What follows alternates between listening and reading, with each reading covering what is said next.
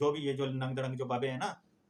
جو ولی اللہ بنے ہوئے ہیں، اگر یہ ان کا ذاتی فعل ہوتا تو میں کبھی ان پہ بات نہ کرتا، چونکہ وہ ایک معاشرے کو خراب کر رہے ہیں، یعنی کہ ایک اجتماعی گناہ میں ملوث ہیں، اس لیے میں جو ہے نا ان کی بات بھی کر رہا ہوں۔ تو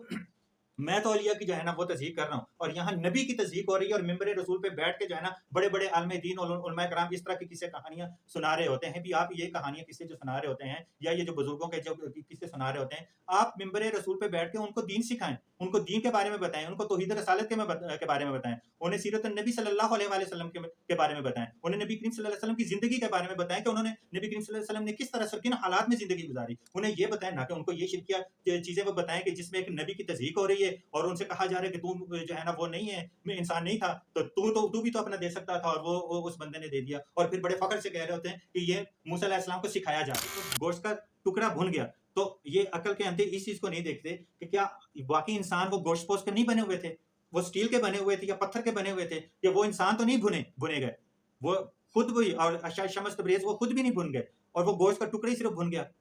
ہوش کے نان لینے چاہیے، اور کہتے ہیں جی یہ ملتان میں گرمی بھی اسی وجہ سے زیادہ ہوتی ہے، بھئی سمجھ لیں ملتان میں گرمی جو ہے نا حضرت شاہ شمس تبریز سے پہلے بھی گرمی ہوا کرتی تھی۔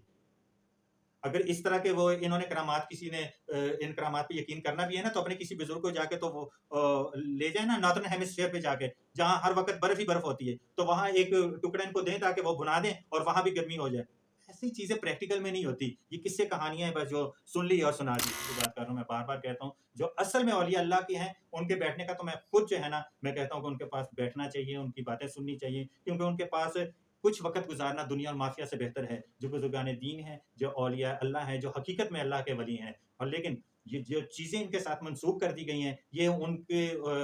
یہ اس سے وہ بری الذمہ ہے، کیونکہ جو ولی اللہ ہے وہ تو شرک سے پاک ہوگا تو ولی اللہ بنے گا نا، شریعت کا پابند ہوگا تو ولی اللہ بنے گا۔ اعوذ باللہ من الشیطان الرجیم، بسم اللہ الرحمن الرحیم۔ لا تدرکہ الابصار وہو یدرک الابصار وہو اللطیف الخبیر، صدق اللہ العظیم۔ اللہم صلی علی محمد النبی الامی وعلی آلہ وسلم تسلیما۔ ناظرین، اپنے پچھلے سیشن میں ہم نے بات کی تھی، ایکچولی ہم بات کر رہے ہیں سیرت النبی پہ، کہ سیرت النبی صلی اللہ علیہ وآلہ وسلم کی جو ہے پہلی قسط ہماری چل رہی ہے، اور اس میں جو اس ٹاپک پہ ہم بات کر رہے ہیں وہ ٹاپک ہے توحید و رسالت صلی اللہ علیہ وآلہ وسلم۔ تو توحید و رسالت کے ہم نے پہلے ایک ویڈیو جو پارٹ 1 ہے وہ بھی بنا چکا ہے، پارٹ 2 بھی بنا چکا ہے، پارٹ 3 بھی بن چکا، اب پارٹ 4 پہ ہم آتے ہیں۔ تو تھوڑا سا میں اس کو سیاق و اسباق آپ کو بتا دوں کہ پارٹ 3 میں کیا تھا، کہ یہ آیہ کریمہ جو میں نے تلاوت کی ہے اسی کے کنٹیکسٹ میں، کہ وہ ایسا ہے کہ نگاہیں اس کا ادراک نہیں کر سکتی، لا تدرکہ الابصار، وہ اللہ تعالیٰ ایسا ہے کہ نگاہیں اس کا ادراک نہیں کر سکتی، وَهُوَ يُدْرِكُ الْأَبْصَارَ، اور وہ نگاہوں کا ادراک کر سکتا ہے، وَهُوَ اللطیف الخبیر، اور وہ بہت ہی زیادہ باریک بین اور بھید جاننے والا اور خبردار ہے۔ تو یہ چیز جو ہے، یہ جو آیہ کریمہ ہے یہ بھی شرک کی جو ہے نا وہ اس کی نفی کرتی ہے، کہ اللہ تعالیٰ یہ آیہ کریمہ میں نے اس وجہ سے بھی تلاوت تلاوت کی ہے کہ بہت سارے لوگ جو ہے نا وہ کہتے ہیں کہ جی اللہ تعالیٰ، نبی کریم صلی اللہ علیہ وسلم نے اب یعنی کہ اللہ تعالیٰ کا دیدار کیا اپنی جاگتی آنکھوں کے ساتھ، اور اسپیشلی یہ اس واقعے کو، معراج کے واقعے کو جو ہے نا لے کے بیان کیا جاتا ہے۔ خیر جب ہم سیرت النبی پہ بات کریں گے تو ڈیفینیٹلی ہم جو ہے نا معراج کا واقعہ بھی ڈسکس کریں گے اور اس میں اس چیز کو کھل کے بیان کریں گے، لیکن یہ مختصراً جو ہے نا میں آپ کو بتا دوں کہ کوئی بھی زیرو، کوئی بھی انسان جو ہے نا وہ اس دنیا میں رہتی، یا کوئی آنکھ ایسی نہیں ہے کہ جو اللہ تعالیٰ کا ادراک کر سکے۔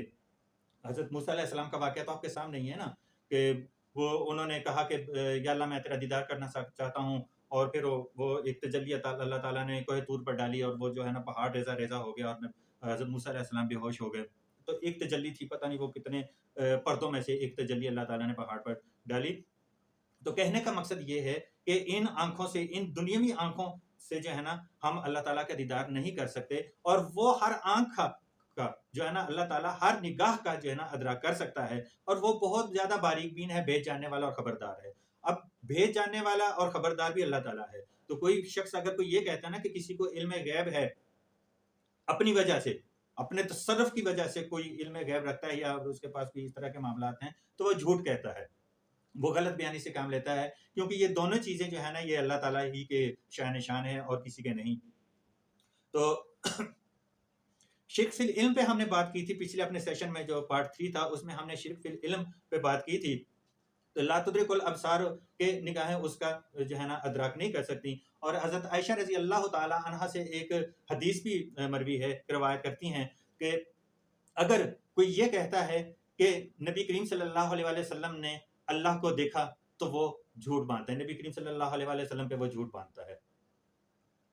कि नबी करीम सल्लल्लाहु अलैहि वसल्लम ने अल्लाह का दीदार किया। और अगर कोई ये कहता है कि मोहम्मद सल्लल्लाहु अलैहि वसल्लम गैब जानते थे तो वो भी जो है ना नबी करीम सल्लल्लाहु अलैहि वसल्लम पर झूठ बांधता है, क्योंकि ये अल्लाह ताला ही की सिफात हैं। अल्लाह ताला ने खुद कुरान पाक में फरमा दिया है कि वो ऐसा है कि निगाहें उसका अदराक नहीं कर सकती और वो निगाहों का अदराक कर सकता है, और वो भेद जानने वाला है। यानी कि भेद कौन से होते हैं? जो गैब का इल्म होता है, जो दिल में छुपी हुई बात, अगर वो तो अल्लाह ताला तो इतना बारीक बीन है कि जो दिल में छुपी हुई बात होती है ना, जो छुपी हुई, जो इंसान अपने दिल में भी सोचता है, वो उससे भी बाखबर होता है। तो बाकी चीजें तो दूर की चीजें रह गई। तो अब आते हैं शिरक फिर तसर्रुफ पे। आज का हमारा जो सेशन है वो है शिरक फिर तसर्रुफ। तसर्रुफ भी इसको बोलते हैं, तसर्रुफ भी बोलते हैं, यानी कायनात में अपने इरादे से तसर्रुफ इख्तियार करना। कायनात में अपने इरादे से तसर्रुफ इख्तियार करना, यानी कि दिन और रात का अदल बदल करना। ये तो अल्लाह ताला की सिफत है ना, दिन और रात का अदल बदल करना। और अजराम फल्की, जो अजराम फल्की हैं उनको थामे रखना कि कहीं टल ना जाए। इरादे से हुक्म चलाना, जिंदगी और मौत देना, जिंदगी और मौत देना, और तंदुरुस्ती और बीमारी से भी दो चार करना, फतह शिकस्त देना, और जिल्लत और इज्जत अता करना। इसके बाद मुरादे भर लाना, मुश्किल में दस्तगीरी करना, और बर वक्त मदद करना। ये सारी जो है तसर्रुफात जो है ना, ये अल्लाह ताला की शान शान है। ये अल्लाह ताला के काम है कि अल्लाह ताला जो है ना दिन और रात का अदल बदल भी करता है, अजराम फल्की को भी थामे रखता है कि कहीं टल ना जाए। इसी तरह वो हुक्म भी चलाता है, और जिंदगी और मौत से भी दो चार करता है, सेहत और तंदुरुस्ती भी अता करता है, फतह शिकस्त भी उसके हाथ में है, और इज्जत और जिल्लत भी अल्लाह ताला की हाथ में है। मुरादे भी वही बर लाता है, मुश्किल में दस्तगीरी भी अल्लाह ताला ही करता है, और बर वक्त मदद भी अल्लाह ताला ही करता है। इसके अलावा ये किसी इंसान का या किसी जिन या किसी फरिश्ते का काम नहीं है। और जो कोई शख्स ये अकीदा रखता है कि अल्लाह ताला की ये तसर्रुफात में वो भी शामिल है, या वो भी इस तरह के ये सारे मामलात कर सकता है, चाहे वो नबी ही क्यों ना हो, चाहे वो कोई जिन ही क्यों ना हो, चाहे कोई फरिश्ता ही क्यों ना हो, तो वो आदमी जो है ना वो शिरक करता है। और शिरक जो है वो बहुत बड़ा जुल्म अजीम है। अल्लाह ताला के साथ शिरक जो है वो जुल्म अजीम है, जिसे अल्लाह ताला फरमाता है कि मैं कभी भी माफ नहीं करूंगा। तो जिस कदर मुमकिन हो सके इससे बचना चाहिए। और इसी कॉन्टेक्स्ट में जिस तरह मैंने बताया ना कि वो अल्लाह ताला ही जो है ना औलादे भी मुश्किल में कुशा भी है, और औलाद देने पर या ना देने पर भी कादिर है, और इस तरह के सारे मामलात। तो वो एक इसराइली रवायत जो है वो बड़े फ़ख्र से बयान की जाती है हमारे यहाँ। बड़े बड़े उलमाए दीन जो है ना वो भी इसको बड़े फ़ख्र से बयान कर रहे होते हैं। हज़रत मूसा अलैहिस्सलाम से रिलेटेड वो एक रवायत है कि हज़रत मूसा अलैहिस्सलाम जो है ना वो कहीं से गुजर रहे थे, किसी मोहल्ले से उनका गुजर हुआ, और वहाँ किसी औरत ने उनसे कहा, किसी औरत, बूढ़ी औरत ने हज़रत मूसा अलैहिस्सलाम से कहा कि ए मूसा, तू तो अल्लाह ताला से हम कलाम भी होता है और तू कलीमुल्लाह भी है, तो तू ज़रा अल्लाह ताला से पूछ के मेरे नसीब में औलाद भी है भी कि नहीं, क्योंकि मैं तो औलाद के लिए तरस रही हूँ लेकिन मेरी औलाद नहीं हो रही। तो तू अल्लाह ताला से पूछ के मुझे बता दे कि अगर मेरे नसीब में है तो मुझे मिल जाएगी, तो मुझे सुकून मिल जाएगा, और अगर मेरे नसीब में नहीं है तो कम से कम मुझे जो है ना मैं उस पर सब्र कर लूंगी कि भाई मेरे नसीब में ही नहीं है। तो मूसा अलैहिस्सलाम अल्लाह ताला के पास जाते हैं तूर पे, अल्लाह ताला से हम कलाम होते हैं, और अल्लाह ताला से पूछते हैं कि या अल्लाह ऐसे ऐसे बुढ़िया ने मुझे कहा, और किस्सा मुख्तसर ये कि आप बताएं कि उसके नसीब में है औलाद के नहीं। तो अल्लाह ताला ने फरमाया कि नहीं जी मूसा, उसे ये बता दे कि उसके नसीब में औलाद नहीं है। तो मूसा अलैहिस्सलाम ने जाकर उसको बता दिया कि तेरे नसीब में औलाद नहीं है। कुछ अरसे के बाद जो है ना वो वहाँ से उसका मतलब कुछ चंद सालों बाद हज़रत मूसा अलैहिस्सलाम का उसी गली से फिर दोबारा गुजर होता है, तो उस औरत ने एक बच्चा अपनी गोद में उठाया होता है, और मूसा अलैहिस्सलाम को बुला के कहती है कि मूसा जरा इधर आओ, और देखो तुमने तो कहा था कि अल्लाह ताला कह रहा है कि तुम्हारे नसीब में औलाद नहीं है, और मुझे अल्लाह ताला ने जो है ये 10 बच्चे दे दिए, और ये एक छोटा बच्चा मेरी गोद में भी है, तो ये क्या मामला है? तो हज़रत मूसा अलैहिस्सलाम बड़े परेशान हुए, اور وہ اسی پریشانی کے عالم میں اللہ تعالیٰ سے جا کے تو جب دوبارہ ہم کلام ہوئے تو اللہ تعالیٰ سے کہا یا اللہ تو نے تو کہا تھا کہ اس کے نصیب میں اولاد نہیں ہے، اور اب یہ کیا معاملہ ہے کہ اس کے تو مطلب جو ہے نا 10 بچے ہیں، بچوں اس نے گود میں بھی اٹھایا ہوا تھا۔ تو اللہ تعالیٰ نے کہا کہ جو میں جانتا ہوں وہ تم نہیں جانتے۔ تو حضرت موسیٰ علیہ السلام نے کہا نہیں آپ مجھے بتائیں کہ یہ کیا معاملہ ہے۔ تو اللہ تعالیٰ نے کہا کہ اچھا تو ایسا کر کہ مجھے نا کوئی ایک پاؤ ایک انسانی گوشت لا کے دے، پھر میں تجھے بتاتا ہوں کہ کیا معاملہ ہے۔ تو کہتے ہیں کہ حضرت موسیٰ علیہ السلام نے ایک چھری پکڑی اور ایک جو ہے نا برتن پکڑا، یعنی پلیٹ پکڑی، اور وہ جا کے تو ایک ایک آدمی سے پوچھتے ہیں کہ اللہ تعالیٰ نے انسانی گوشت مانگا ہے تو تم دو گے؟ تو کوئی بھی ظاہری بات ہے کس نے دینا تھا؟ جس کے پاس وہ جا رہے ہیں وہ کہہ رہے ہیں نہیں جی نہیں میں تو نہیں، کسی اور سے لے لو۔ وہ دوسرے کے پاس جاتے ہیں نہیں جی نہیں میں تو نہیں دے سکتا، کسی اور سے لے لو، حتیٰ کہ کسی نے بھی نہیں دیا۔ اسی طرح جب وہ بڑے مایوس ہو کے تو کسی اس جنگل میں سے ان کا گزر ہو رہا تھا تو وہاں انہوں نے دیکھا کہ ایک مجذوب جو ہے، ایک مست ملنگ جو ہے وہ وہاں بیٹھا ہوا ہے۔ تو حضرت موسیٰ علیہ السلام نے کہا کہ چلو اس سے بھی پوچھ لیتا ہوں تاکہ حجت کام ہو جائے گی، تو اس سے بھی پوچھ لیتا ہوں، یہ بھی تو انسانی ہے۔ تو اس سے پوچھا تو اس نے کہا ہاں موسیٰ اللہ تعالیٰ نے مانگا ہے۔ تو اس نے کہا جی ہاں اللہ تعالیٰ نے مانگا ہے۔ اس نے کہا اچھا پھر اتار دے جتنا اتارنا ہے۔ تو موسیٰ علیہ السلام نے کہا نہیں تم خود ہی اتار دو۔ تو اس نے اس بازو کو اتار دیا۔ جب موسیٰ علیہ السلام لے کے جانے لگے اے موسیٰ بات سنو، ہو سکتا ہے اللہ تعالیٰ نے اس بازو کا نہ مانگا ہو، اس بازو کا مانگا ہو، تو یہ اس بازو کا بھی لیتے جاؤ۔ پھر بلایا نہیں موسیٰ بات سنو، ہو سکتا ہے اللہ تعالیٰ نے دونوں بازوؤں کا ہی نہ مانگا ہو، تو پیٹ کا مانگا ہو تو میں پیٹ کا، اور اسی طرح اپنے تھائز رانوں کا اور سارا جو ہے نا اس اپنا سارا گوشت یعنی کہ وہ کھال اتار کے جو ہے نا اس کو دے دی۔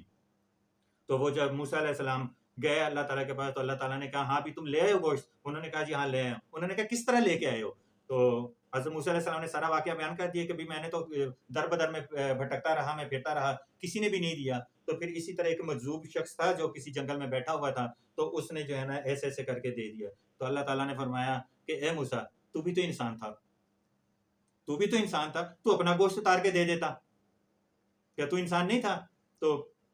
وہ موسیٰ علیہ السلام وہاں بڑے پشیمان ہوئے۔ تو اللہ تعالیٰ نے کہا کہ جس بندے نے میرے لیے یہ سارا گوشت اپنا سارے بدن کا وہ اتار کے دے دیا تو کیا میں اس کے کہنے پہ جو ہے نا اس بڑھیا کو اولاد نہیں دے سکتا تھا؟ بہرحال یہ ایک اسرائیلی روایت ہے اور میں تو اس سے بالکل بھی متفق نہیں ہوں۔ اس کی وجہ یہ ہے کہ اس میں کسی نبی کی تضحیق کی جا رہی ہے۔ آپ اندازہ کریں کہ جس واقعے کو بڑے فخر سے بیان کیا جا رہا ہے اس میں کسی نبی کی تضحیق نہیں ہو رہی کہ ایک مست ملنگ جو ہے نا، ایک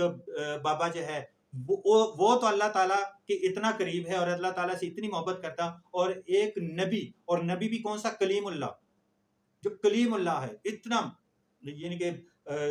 اپنی شان میں بلند و بالا نبی جو ہے اس کی اس طرح سے تضحیق کی جا رہی ہے۔ کیا یہ تضحیق نہیں ہے جو میں کر رہا ہوں؟ وہ مجھے تو کہا جاتا ہے نا کہ میں جو جناب بابوں کا بڑا مخالف ہوں اور میں ان کی بڑی تضحیق کرتا ہوں، اور بزرگان دین کو جو ہے نا میں اس طرح، میں اپنی پچھلی ویڈیو میں بتا چکا ہوں کہ میں اولیاء اللہ کی جو خالصتاً اولیاء اللہ ہیں، جو اللہ کے ولی ہیں، ان کی تو میں دل و جان سے جو ہے نا عزت کرتی ہوں اور میرے سر اور ماتھے کا تاج ہیں وہ۔ میں دوسرے یہ جو ننگ دڑنگ بابے ہیں جنہیں نہ شریعت کا پتہ ہے نہ کسی چیز کا پتہ ہے، ان کی میں کوئی وہ نہیں کرتا۔ اور جب وہ لوگوں کو خراب کر رہے ہوتے ہیں، انسانیت کو تباہ کر رہے ہیں اور اپنے طرف لا کے تو مطلب اس طرح کی شرکیہ بدعتیں اور شرکیہ افعال ان سے سرزد کروا رہے ہوتے ہیں، اور ایک انسانیت کے ایک بہت بڑے گروہ کو جو ہے نا انہوں نے اپنا وہ گرویدہ بنا لیا ہوتا ہے۔ تو اس لیے میں ان کی، اگر یہ ان کا ذاتی فعل ہوتا، یہ جو ننگ دڑنگ جو بابے ہیں نا جو ولی اللہ بنے ہوئے ہیں، اگر یہ ان کا ذاتی فعل ہوتا تو میں کبھی ان پہ بات نہ کرتا، چونکہ وہ ایک معاشرے کو خراب کر رہے ہیں، یعنی کہ ایک اجتماعی گناہ میں ملوث ہیں، اس لیے میں جو ہے نا ان کی بات بھی کر رہا ہوں۔ تو میں تو اولیاء کی جو ہے نا وہ تضحیق کر رہا ہوں، اور یہاں نبی کی تضحیق ہو رہی ہے، اور ممبر رسول پہ بیٹھ کے جو ہے نا بڑے بڑے عالم دین اور علماء کرام اس طرح کی قصے کہانیاں سنا رہے ہوتے ہیں۔ بھی آپ یہ کہانیاں قصے جو سنا رہے ہوتے ہیں، یا یہ جو بزرگوں کے جو قصے سنا رہے ہوتے ہیں، آپ ممبر رسول پہ بیٹھ کے ان کو دین سکھائیں، ان کو دین کے بارے میں بتائیں، ان کو توحید رسالت کے بارے میں بتائیں، انہیں سیرت النبی صلی اللہ علیہ وآلہ وسلم کے بارے میں بتائیں، انہیں نبی کریم صلی اللہ علیہ وسلم کی زندگی کے بارے میں بتائیں کہ انہوں نے نبی کریم صلی اللہ علیہ وسلم نے کس طرح کن حالات میں زندگی گزاری، انہیں یہ بتائیں، نہ کہ ان کو یہ شرکیہ چیزیں وہ بتائیں کہ جس میں ایک نبی کی تضحیق ہو رہی ہے اور ان سے کہا جا رہا ہے کہ تو جو ہے نا وہ نہیں ہے، میں انسان نہیں تھا، تو بھی تو اپنا دے سکتا تھا، اور وہ اس بندے نے دے دیا، اور پھر بڑے فخر سے کہہ رہے ہوتے ہیں کہ یہ موسیٰ علیہ السلام کو سکھایا جا رہا تھا۔ وہ بھائی موسیٰ علیہ السلام کو سکھانے کے لیے کسی ننگ دڑنگ بابے کی جو ہے نا اس کی ضرورت اللہ تعالیٰ کو پیش آنی تھی۔ انبیاء جو ہیں وہ چنے ہوئے لوگ ہوتے ہیں، پہلے اس چیز کو تو سمجھ لیں، انبیاء جو ہیں وہ چنے ہوئے لوگ ہوتے ہیں۔ کوئی انسان اپنی عبادت اور ریاضت سے دن رات ایک کر دے، ساری زندگی سجدے میں گزار دے نا، تو وہ نبی نہیں بن سکتا۔ کیا آپ لوگوں کو نہیں پتا؟ انبیاء خاص اللہ کے چنے ہوئے بندے ہوتے ہیں، اور جو اللہ کے چنے ہوئے بندے ہوتے ہیں ان کو اتنا نہیں پتا کہ وہ ایک ننگ دڑنگ بابے کے جو ہے نا مقابلے میں وہ ان کے پاس کوئی علم ہی نہیں، یا ان کو اللہ تعالیٰ سے کوئی انس اور کوئی محبت اور عقیدت ہی نہیں ہے. تو اس طرح کے واقعات جو ہے نا میں تو کہوں گا کہ نہ سنا کریں، اور جو سنانے والے ہیں وہ بھی ذرا ہوش کے ناخن لیں اور ذرا کسی چیز کی تصدیق کر لیا کریں، اس کے بعد جو ہے نا اس کو جو ہے وہ ایکسپلین کیا کریں. تو ہم بات کر رہے تھے شرک فی التصرف کی. تو تصرف جو ہے، تصرف دیکھیں جب آپ کائنات میں تصرف اختیار کرتے ہیں نا، جس طرح کے قصہ ابراہیم اور نمرود، حضرت ابراہیم علیہ السلام اور نمرود علیہ السلام کا قصہ کیا تھا؟ یہ بھی تصرف ہی تھا نا، کہ جب حضرت ابراہیم علیہ السلام کو بلایا گیا نمرود کے دربار میں، تو حضرت ابراہیم علیہ اور اسے کہا کہ تم مجھے خدا کیوں نہیں مانتے، تم مجھے سجدہ کیوں نہیں کرتے؟ نمرود نے کہا. تو حضرت ابراہیم علیہ السلام نے کہا کہ میں تمہیں سجدہ اس لیے نہیں کرتا کیونکہ میں تمہیں خدا ہی نہیں مانتا. اس نے کہا تمہارا خدا کیا کرتا ہے؟ تو حضرت ابراہیم علیہ السلام نے کہا جی میرا خدا تو زندگی اور موت دینے پر قادر ہے، جن کو وہ زندگی بھی عطا کرتا ہے اور موت بھی دیتا ہے. تو نمرود نے کہا تو یہ کام تو میں بھی کر سکتا ہوں. اس نے ایک قیدی کو بلایا جس کو پھانسی کی سزا دی جا چکی تھی، اور ایک جو ہے نا اس کو ایک عام انسان کو جس کا کوئی قصور بھی نہیں تھا، اس کو اپنے سامنے کھڑا کیا، اور ایک ایسے قیدی کو جس کو پھانسی کی سزا سنائی جا چکی تھی، یعنی کہ اس کا سر قلم کیا جانا تھا، تو اس کو تو اس نے چھوڑ دیا، یعنی کہ اس کو زندگی عطا کر دی، اور جو بے قصور تھا اس کو موت کے گھاٹ اتار دیا. اس نے کہا جی دیکھو اس بندے نے مرنا تھا، میں نے اس کو زندگی دے دی، اس بندے نے جینا تھا، میں نے اس کو موت دے دی، یہ کام تو میں بھی کر سکتا ہوں. مطلب کتنا ہی بےہودہ قسم کی ذہنیت اور سوچ، جس طرح کے آج کل اس طرح کے معاملات جو ہے نا بہت سارے دیکھنے کو ہمیں بھی ملتے ہیں. تو حضرت ابراہیم علیہ السلام نے کہا، حضرت ابراہیم علیہ السلام سمجھ گئے کہ یہ بندہ جو ہے نا یہ کتنی عقل کا مالک ہے اور کس سوچ کا مالک ہے. تو حضرت ابراہیم علیہ السلام نے کہا اچھا میرا خدا تو سورج مشرق سے نکالتا ہے مغرب میں طلوع کرتا ہے، تو ذرا مغرب سے نکال کے مشرق میں طلوع کر کے دکھا. تو وہاں وہ بے بس ہو گیا، کیونکہ یار یہ تصرفات ہیں، یہ کائنات کے میں نے پہلے بتایا کہ دن اور رات کا عدل بدل یہ اللہ تعالیٰ کے ہاتھ میں ہے، اور زندگی موت بھی اللہ تعالیٰ کے ہاتھ میں ہے. تو جو بندہ اس طرح سے تصرفات میں، اللہ تعالیٰ کے تصرفات میں وہ خود شریک ہوتا ہے یا کسی کو شریک سمجھتا ہے، تو وہ جو ہے وہ سمجھ لے کہ وہ مشرک ہے، اور شرک بہت بڑا گناہ ہے. اور اسی طرح پچھلے دنوں ایک دوست ہی جو ہیں وہ مجھے ایک قصہ سنا رہے تھے شمس تبریز کا. تو وہ ہم بیٹھے ہوئے تھے، تو وہ اس طرح سے وہ بات کر رہے تھے، تو باتوں میں اس نے کہا جی میں تو وہاں بھی گیا ہوں ملتان میں ان کے شاہ شمس تبریز کے مزار پر. اور پھر اس نے مجھے پورا قصہ سنا دیا کہ وہ جو تھے نا. میں نے کہا اچھا، میں نے جو تھوڑا سا انٹرسٹ لیا، میں نے کہا اچھا ذرا مجھے بتاؤ کہ کیا ہوا تھا وہاں، مطلب یہ شاہ شمس تبریز کے تم بازار پہ تو گئے، تو وہاں ہوا کیا تھا، مطلب یہ ان کے ساتھ کیا معاملہ تھا. تو اس نے مجھے بتایا کہ جی وہ اسی طرح وہ مطلب ان کو بھوک لگی ہوئی تھی، اور وہ انہوں نے کسی کسائی سے گوشت کا ٹکڑا لیا، اور وہ ٹکڑا لے کے گوشت کا جناب وہ جا کے ایک بندے کو کہہ رہے ہیں کہ یہ مجھے بھون دے. کسی نے بھی ان کو نہ بھون کے دیا. تو آخر کار انہوں نے جناب سورج سے کہا کہ اے سورج تو بھی شمس ہے اور میں بھی شمس ہوں، تو بھی شمس ہے اور میں بھی شمس ہوں، آج ذرا آ قریب اور میرے اس گوشت کو جناب بھون دے. تو وہ سورج جو ہے نا وہ نیچے آ گیا، اور وہ گوشت کا ٹکڑا انہوں نے بھون لیا، اور لوگ ان کے پاؤں میں گر گئے. میں نے کہا یار دیکھیں کتنی بےہودگی کی بات ہے. اچھا اس بندے نے گریجویشن کیا ہوا تھا جو مجھے یہ قصہ سنا رہا تھا. تو میں نے کہا دیکھیں مطلب کتنی عجیب تمہاری سوچ ہے. کہ پہلی بات تو یہ کہ میں نے ابھی پہلے جو اس میں بتایا شرک التصرف میں کہ اجرام فلکی کو اللہ تعالیٰ نے تھام رکھا ہے کہ وہ کہیں ٹل نہ جائے. پہلی بات تو یہ سائنٹیفک میتھڈ میں آپ کو سمجھا دوں کہ سورج نہیں گھوم رہا، سورج نہیں زمین کے گرد جو ہے نا دن اور رات کو تبدیل کر رہا، بلکہ زمین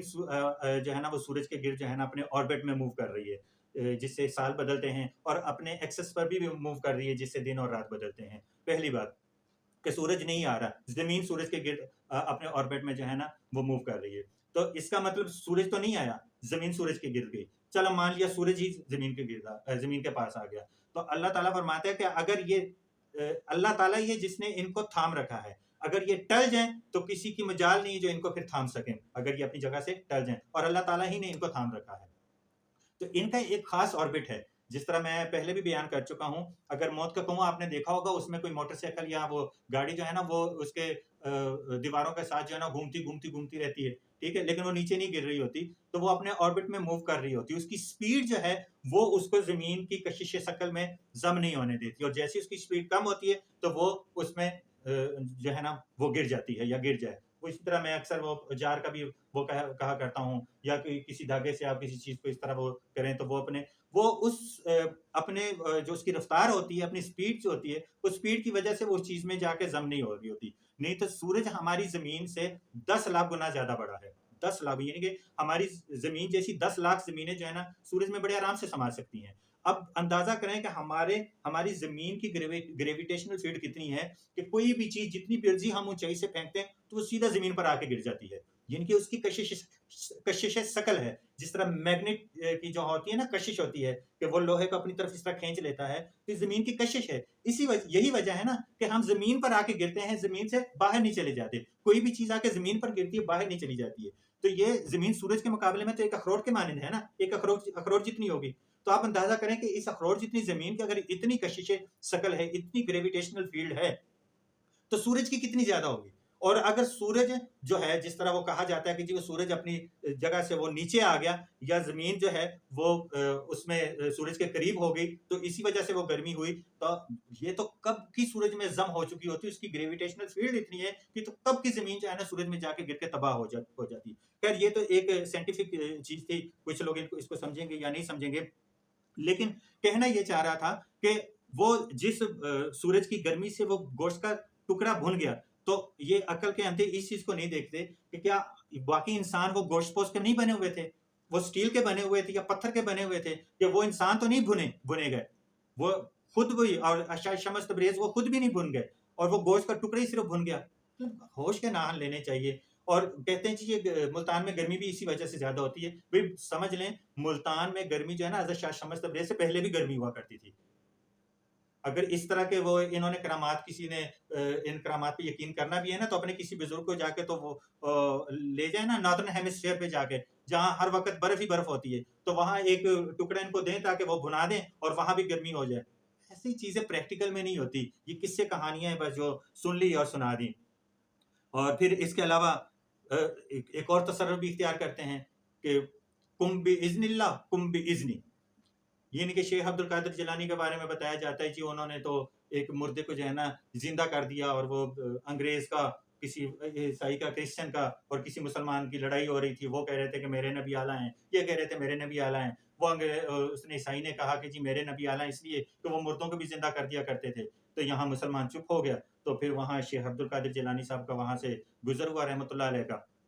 انہوں نے کہا جی کیا ماجرا، انہوں نے کہا جی یہ ماجرا ہے. انہوں نے کہا اچھا اب تم مجھے بتاؤ کہ تمہارے نبی کیا کہہ کے جو ہے نا، میں قصہ مختصر کر رہا ہوں، کیا کہہ کے وہ مردے کو زندہ کیا کرتے تھے. تو انہوں نے کہا جی وہ کہا کرتے تھے کم باذن اللہ، کہ اللہ کے اذن سے، اللہ کے حکم سے اٹھ جاتا، وہ مردہ اٹھ جایا کرتا تھا. انہوں نے کہا بس، انہوں نے کہا ہاں. اس نے کہا اگر میں کہہ دوں کہ کم باذنی، کہ میرے حکم سے اٹھ جا، تو پھر اس نے کہا جی پھر میں آپ کو مان لوں گا کہ آپ کے نبی جو ہے نا وہ اعلیٰ ہیں. تو وہ ایک پرانی قبر پہ گیا اور وہاں مردے سے کہا کم باذنی، کہ میرے حکم سے اٹھ جا، اور وہ مردہ اٹھ کے زندہ ہو گیا. یار یہ ساری قصے کہانیاں ہیں، یہ اللہ تعالیٰ کے کام ہیں. ان چیزوں میں جو ہے نا اللہ تعالیٰ کے تصرف اختیار کرتے ہیں. یہ ساری اللہ تعالیٰ کی شان ہے. یہ چیزیں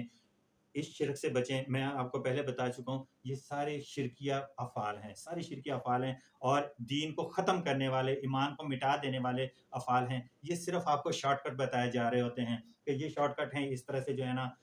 یہ اولیاء اللہ کی اور جو یہ جو بزرگان دینی، میں ڈھونگیوں کی بات کر رہا ہوں. میں بار بار کہتا ہوں جو اصل میں اولیاء اللہ کے ہیں ان کے بیٹھنے کا تو میں خود جو ہے نا میں کہتا ہوں کہ ان کے پاس بیٹھنا چاہیے، ان کی باتیں سننی چاہیے، کیونکہ ان کے پاس کچھ وقت گزارنا دنیا اور مافیا سے بہتر ہے. جو بزرگان دین ہیں، جو اولیاء اللہ ہیں، جو حقیقت میں اللہ کے ولی ہیں. اور لیکن یہ جو چیزیں ان کے ساتھ منسوخ کر دی گئی ہیں، یہ ان کے یہ اس سے وہ بری الذمہ ہے، کیونکہ جو ولی اللہ ہے وہ تو شرک سے پاک ہوگا تو ولی اللہ بنے گا نا، شریعت کا پابند ہوگا تو ولی اللہ بنے گا نا. جس بندے نے شریعت کی جو بیس ہے، دین کی جو بیس ہے، اس پہ ہی قدم نہیں رکھنا اور اوپر چھلانگیں لگانی ہے، تو وہ تو ولی اللہ بن بھی نہیں سکتا. تو اس وجہ سے جتنا ہو سکے ان ڈھونگی پیروں سے اور ان لوگوں سے جو ہے نا بچ کے رہیں، جو آپ لوگوں کو کرتب دکھا کے جو ہے نا آپ کو جو ہے نا اپنا مرید بناتے ہیں. آپ کو کرتب تو مداری بھی دکھاتے رہتے ہیں. کوئی کسی نے چوریا اپنے آپ میں گھونپ لیا، کسی نے ناچنا نماز میں شروع کر دیا، کسی نے کیا دین کو خلط ملت کر کے دین کا کلیا بگاڑ کے رکھ دیا ان لوگوں نے. شریعت کا انہوں نے مذاق بنا دیا ہوا ہے. تو واللہ ان سے جتنا بچا جا سکے وہ بچیں ان سے، اور جو حقیقت میں اولیاء اللہ ہیں، جو بزرگان دین ہیں، اور وہ ان کو دیکھیں، وہ تو آپ کے سامنے ہی آپ کو سمجھ آ جائے گی، پتہ چل جائے گا، جو خود بھی نماز روزہ حج زکات کے پابند ہوں گے، شریعت کے پابند ہوں گے، جن کے ہاتھ اور زبان سے دوسرے مسلمان محفوظ رہ رہے ہوں گے، جو امر بالمعروف اور نہی عن المنکر کو بجا لانے والے ہوں گے، وہ تو آپ کو بھی نظر آ جائے گا، اور اگر وہ آپ کو بھی اسی چیز کی تلقین کرتے ہیں تو ان کی محفل چھوڑے ہی نا، میں تو کہتا ہوں ان کی محفل چھوڑے ہی نا، ان کے مرید بھی بنے، وہ آپ کے رہبر ہیں، وہ آپ کی رہبری بھی کریں گے، اور آپ کو جو ہے نا اللہ تعالیٰ کا سیدھا راستہ بھی دکھائیں گے۔ لیکن یہ جو ڈھونگی پیر ہیں، جنہوں نے نہ خود نماز پڑھنی ہے، نہ خود روزہ رکھنا ہے، نہ خود زکات دینی ہے، اور جو ہے نا بس یہ بھنگڑے ڈال کے اور چسیں اور بوٹیاں چوٹیاں پی کے جنہوں نے یہ ڈرامے بازی جنہوں نے شروع کی ہوئی ہے مزاروں پر، تو انہوں نے خود تو یہ تباہ ہیں، انہوں نے اپنے ساتھ ساتھ آپ لوگوں کو بھی تباہ کر دینا ہے۔ تو بس میرا تو یہی کہنا تھا۔ صدق اللہ العظیم۔